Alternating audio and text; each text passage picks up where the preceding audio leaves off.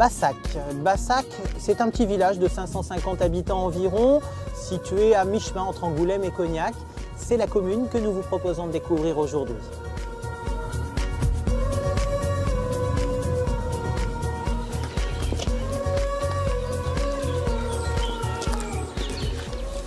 En arrivant à Bassac, j'ai repéré deux choses. Des vignes à l'extérieur du village. Tout à fait. Et des rues très étroites à l'intérieur. Ben, on est au cœur du Cognac, hein, quand même. Oui, voilà. On est dans zone fin bois. On est en fin bois, voilà, Ouais, tout à fait. ouais. Et qu'est-ce qu'on produit? Du pinot, du cognac, du vin de pays Voilà, charentais? du pinot, du cognac. Donc la Charente passe vraiment au cœur du village, hein, Oui. au milieu. Enfin, un bras de la Charente, hein, voilà. Ça s'appelle pas la Charente. Voilà. On dit toujours Bassac. Alors on a l'abbaye, bien sûr, qui est le patrimoine. Et on a aussi la chance d'avoir le fleuve Charente. Donc c'est vraiment les deux atouts de Bassac, quoi. Et donc là, on est sur un petit circuit touristique. Et donc si on descend un petit peu plus bas, il y a une petite passerelle. Et on longe la Charente, on arrive à un moulin. Oui. Et après, on va jusqu'aux ruines Saint-Nicolas. D'accord. À l'autre bout. Et les moulins servaient à quoi ici à Bassac? Ah ben là, ils faisaient de la farine. Alors on avait un boulanger qui était là dans le temps, qui est resté très très longtemps, qui était connu jusqu'à Angoulême. Les gens venaient d'Angoulême pour chercher leur pain.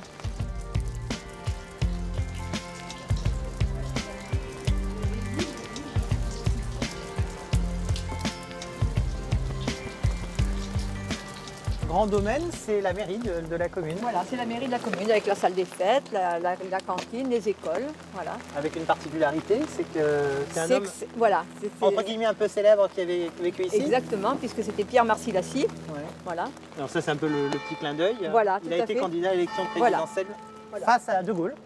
Voilà, c'est ça. Ouais.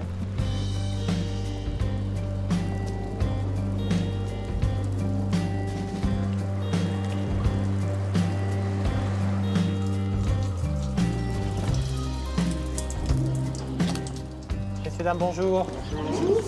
On rejoint l'abbaye par ici? Oui, voilà.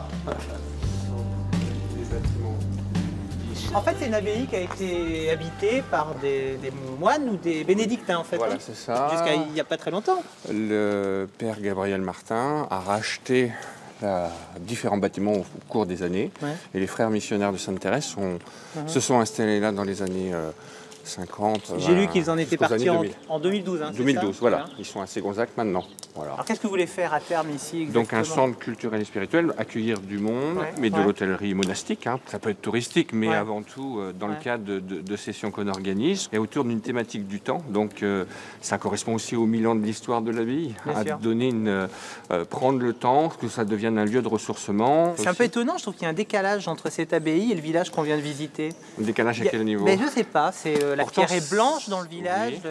Le temps s'arrête un peu ici, hein. Quand on est ici, on est au calme. Paradoxalement, c'est peut-être l'espace le plus aéré, hein, puisqu'on est quand même dans des rues assez étroites là-bas. Tout à fait. Ouais. Cette abbaye, c'est l'âme de ce village. Hein.